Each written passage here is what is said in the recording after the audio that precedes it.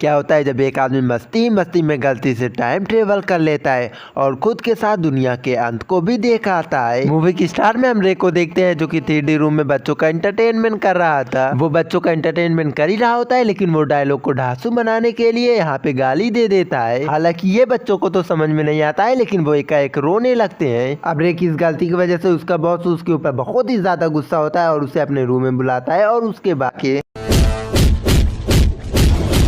अब इसके बाद रे बाहर जाके अपने दो बेस्ट फ्रेंड पिट और टोबी से मिलता है और उन्हें अपनी नौकरी जाने की बात भी बताता है। यहाँ पे हमें पता चलता है कि रे को इस जॉब से ज्यादा स्पेस और टाइम में ज्यादा इंटरेस्ट है और साथ ही वो चाहता है कि वो इस सदी का पहला टाइम ट्रेवलर बने। लेकिन रे को अपनी लाइफ में बहुत ही ज्यादा परेशानी होती है और वो अपने घर वापस जाना चाहता है। मामले को ठीक करने के लिए वो दोनों उसे एक बार में लेकर जाते हैं। अब बात ही बात में टोबी ने कहा कि आजकल हॉलीवुड में बहुत ही ज्यादा बेकार मूवी बनती है और इस वजह से सभी का ध्यान काफी ज्यादा अंधकार में जाता है। इस पे पीट कहता है कि चलो हॉलीवुड पे एक चिट्ठी लिखते हैं जिसमें हमारी मूवीज को बहुत ही ज्यादा अच्छी और इंटरेस्टिंग बनाने के आइडियाज लिखे हों। अब दोनों वहीं पे बैठे बैठे चिट्ठी लिख देते हैं। इसके बाद जब रे इनके लिए कॉफी लेने जाता है तब उसे एक लड़की दिखाई देती है। इसका नाम कैसी होता है, जो कि रे को देखकर ऐसा प्रिटेंड करती है कि जैसे वो बहुत ही बड़ा सेलिब्रिटी हो। इसके जवाब में रे कहता है कि तुम कौन हो और तुम मुझे कैसे जानती हो। अब कैसी रे को अपने पास बैठा लेती है और उससे कहती है कि मैं खास तुमसे मिलने के लिए 150 साल पीछे टाइम ट्रेवल करके आई हूँ। अब जैसे ही रे उसके मुंह से टाइम ट्रेवल का सब सुनता है वो और भी ज्यादा एक्साइटेड हो जाता है। अब वो इतना ज्यादा एक्साइटेड हो जाता है, वो कहता है कि तुम सच में टाइम मशीन से आई हो,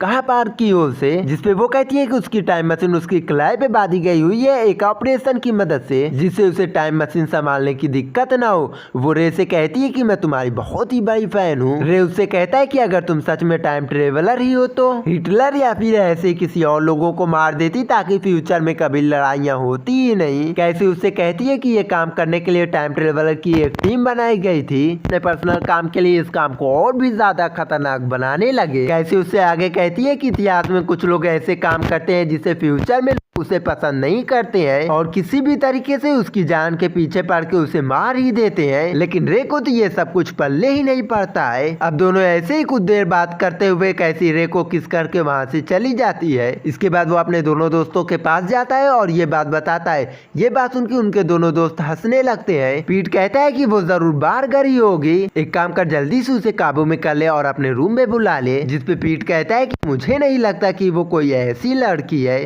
बाद वो यहाँ पे उल्टी सीधी हरकत करके वॉशरूम में चला जाता है। अब वो वॉशरूम में जाने के बाद गाना गाने लगता है और वहाँ पे वो उल्टी सीधी हरकत करने लगता है। वहाँ पे जब वो अपना काम खत्म करने के बाद वापस बार में जाता है तब वो वहाँ की हालत देखकर एकदम से चौंक जाता है। बार में सभी लोग एक एक करके मर गए हैं, पर हैरानी की बात तो ये है कि कुछ समय पहले ऐसा कुछ भी नहीं था। लेकिन कुछ ही मिनट बाद ये सब कैसे हो गया उसे ये सब कुछ समझ में ही नहीं आ रहा था। इसके बाद तो उसकी और भी ज्यादा फट जाती है क्योंकि वो वहाँ पे अपनी लाश को देखता है, वो भी और भी ज्यादा खतरनाक रूप में। अब वो डर के मारे उल्टे पांव भाग के वापस वॉशरूम में पहुंच जाता है। जब वो थोड़ी देर बाद वॉशरूम से बाहर आता है तब वो देखता है कि सब कुछ एकदम से नॉर्मल हो गया है। वो कहता है कि यार जब मैं वॉशरूम से बाहर आया था तब मैं अपनी ही दाढ़ी वाली लाश को तुम लोगों के साथ देखा था, लेकिन जब मैं दोबारा वॉशरूम से जाके बाहर आया तब सब कुछ एकदम से नॉर्मल हो गया था, जैसा कि कुछ हुआ ही नहीं हो। अब ये सुन के दोनों उसका मजाक उड़ाने लगते हैं, जिसपे गुस्से में आके वो उसे वॉशरूम में लेकर जाता है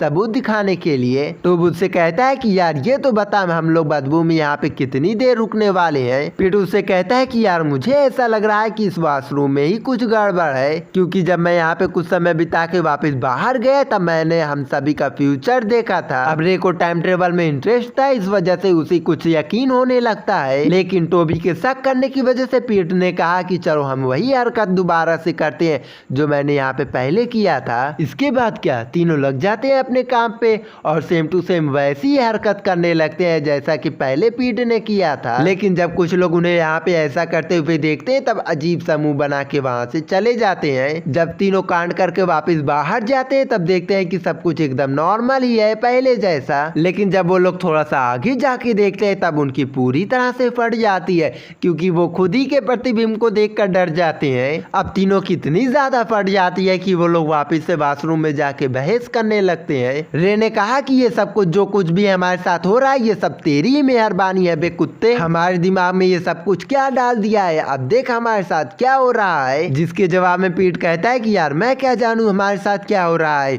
मैं भी तो तुम्हारे साथ अंदर ही आया था। पीट सबसे कहता है कि शायद हम कुछ घंटे अपनी जिंदगी के पीछे आ गए हैं, अगर हम कुछ घंटे यहाँ पे और बिताए तो हम अपनी जिंदगी में वापस जा सकते हैं। रे उससे कहता है कि हमें यहाँ पे कुछ समय चिपके रहना है और हमारे प्रतिबिंब के सामने नहीं जाना है। रे ने आगे कहा कि अगर हम दोनों ने एक दूसरे को आमने सामने देख लिया तो हम सभी का नामो निशान एक साथ मिट जाएगा। अब तीनों यहीं पे दरवाजे के अंदर छुप जाते हैं, पर रे उसी टाइम ट्रेवल लड़की को दरवाजे के पास से जाते हुए देखता है। वो कहता है कि अच्छा हुआ कि तुम हमें यहीं पे मिल गए हो, मैं और मेरे दोस्त समय के आधे घंटे पीछे आ गए हैं। पर कैसी उसे बहुत ही बुरी तरीके से इग्नोर करके दरवाजे के पार जाके गायब हो जाती है और अगले ही पल में वो एक अलग ही रूप में बाहर आती है। रे देखता है कि कुछ ही पलों में कैसी का रूप पूरी तरीके से चेंज हो गया है। कैसी उसे कहती है कि उसे जल्दी से यहाँ से निकलना था, इस वजह से वो यहाँ से चली गई थी, पर वो उसकी दोस्त थी, इस वजह से वो उससे मिलने के लिए 6 महीने बाद इसी समय में आई है। वो कहती है कि इसमें डरने वाली कोई बात नहीं है, उन्हें तो बस वेट करना है तब तक जब तक उनके प्रतिबिंब उन्हीं की तरह टाइम में वापस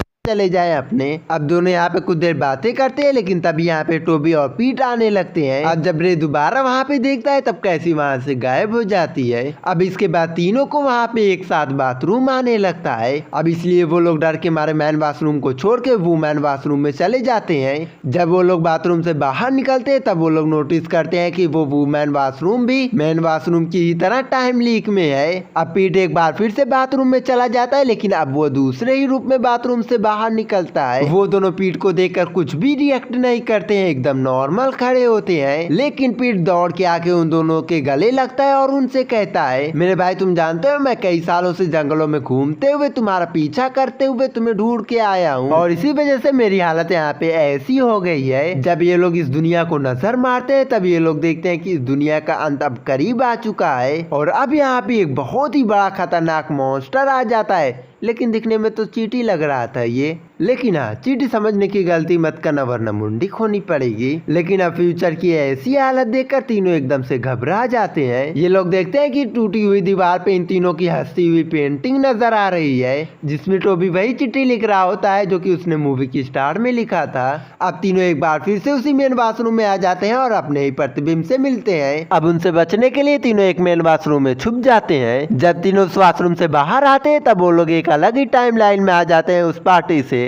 अब यहाँ पे एक बहुत ही बड़ा ट्विस्ट आता है जहाँ पे इन्हें पता चलता है कि यह पार्टी इन्हीं की सेलिब्रेशन में दी जाती है, जहाँ पे इन्हें पता चलता है कि टोबी की उस हॉलीवुड चिट्ठी की वजह से ये तीनों फ्यूचर में बहुत ही ज्यादा फेमस हो जाते हैं। अब तीनों यहाँ पे बात कर ही रहे होते हैं, लेकिन तभी एक लड़की यहाँ पे आती है और वो उनसे कहती है कि वो कैसी की सीनियर ऑफिसर है और उसी ने उसे टाइम डकैती सिखाई है और वो इन्हें उसी के कहने पे यहाँ से बाहर निकालने के लिए आई है। अब तीनों उसी टाइम लाइन में पहुंचते हैं जब ये लोग पहली बार उस बाथरूम में जाने वाले थे। ये लोग वहाँ पे छुप के अपने प्रतिबिंब का वेट करने लगते हैं उनके बाथरूम में जाने का। इसके बाद हम रे को देखते हैं जो की बाथरूम के दोनों ऑप्शन को छोड़ के बाहर आता है। वो वहीं पे हल्का होने लगता है, लेकिन तभी उसे एक लड़की की आवाज आती है। ये कोई और नहीं बल्कि कैसी ही होती है। रे कैसी से कहता है कि अच्छा हुआ तुमने अपने उस दोस्त मिली को भेज दिया हमारी मदद करने के लिए, वरना हम लोग ऐसे ही अलग अलग टाइमलाइन में बस घूमते ही रह जाते। जिसपे कैसी हड़बड़ा के कहती है कि मिली उसी गैंग की मेंबर है जो कि फेमस लोगों को टाइम में पीछे जाके अपने पर्सनल काम के लिए जान से मार देती है।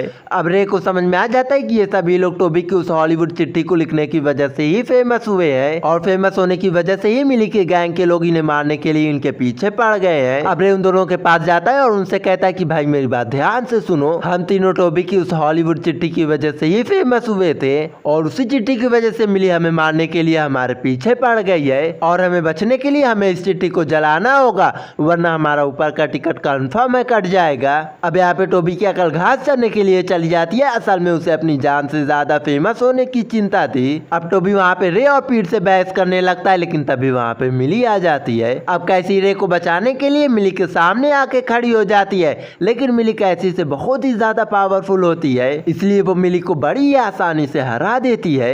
मिली टोबी से उस चिट्ठी को मांगती है जिससे वो उनके बचने की आखिरी उम्मीद को भी नष्ट कर दे। अब वो गुस्से में पीट को गोली मार के उसे वहीं पे गिरा देती है। अब ये सब देखकर टोबी ने सीधा रे के पास फेंक दिया उस चिट्ठी को जलाने के लिए। अब मिली यहाँ पे अपनी पूरी ताकत का इस्तेमाल करती है और वहाँ पे सभी को मार देती है। इसके बाद हम देखते हैं कि पीट का फ्यूचर प्रेडिक्शन एकदम सही निकल जाता है, जो कि उसने मूवी की स्टार्ट में देखा था। अब रे देखता है कि वो चिट्ठी वहीं पे पड़ी हुई है और वो अपनी पूरी ताकत लगा के उठता है और टेबल पे रखे एक विक्सी के गिलास को उस चिट्ठी पे गिरा देता है, जिससे उसमें लिखा हुआ सब कुछ खराब हो जाता है और लिखा हुआ सब कुछ गायब हो जाता है। इसके बाद टाइमलाइन फिर से रिवर्स होने लगता है और इसी मूवमेंट के साथ वो अपने टाइमलाइन में वापस पहुंच जाते हैं जब टोबी पहली बार अपनी चिट्ठी को लिखने वाला था। अब इन्हें सब कुछ पता होता है कि ये लोग आधे घंटे में खुद के अंत के साथ साथ दुनिया के अंत को भी देख कर आए हैं। अब यहाँ पे रे को बहुत ही ज्यादा पछतावा होता है क्योंकि उसके टाइम रिवर्स करने की वजह से अब वो कैसी से दोबारा नहीं मिल सकता है। अब रास्ते में टोबी और पीटू से समझाने की कोशिश करते हैं कि भाई यार ऐसा जिंदगी में होता रहता है। अब रे दुखी मन के साथ उनके साथ आगे जा ही रहा होता है, लेकिन तभी सामने से एक पोर्टल खुलता है जिसमें से कैसी बाहर निकल के आती है। अब रे कैसी को देखकर बहुत ही ज्यादा खुश हो जाता है और फिर कैसी रे से कहती है कि फ्यूचर में वो दोनों बहुत ही अच्छे कपल बन गए हैं। कैसी उनसे आगे कहती है कि उस चिट्ठी वाली हरकत की वजह से स्पेस और टाइम में गड़बड़ी मच गई है और उससे निपटने के लिए इन तीनों को फिर से फ्यूचर की यात्रा करनी होगी। और इसी सीन के साथ ये मूवी यहीं पे खत्म हो जाती है। तो वीडियो को लाइक और चैनल को सब्सक्राइब कर देना।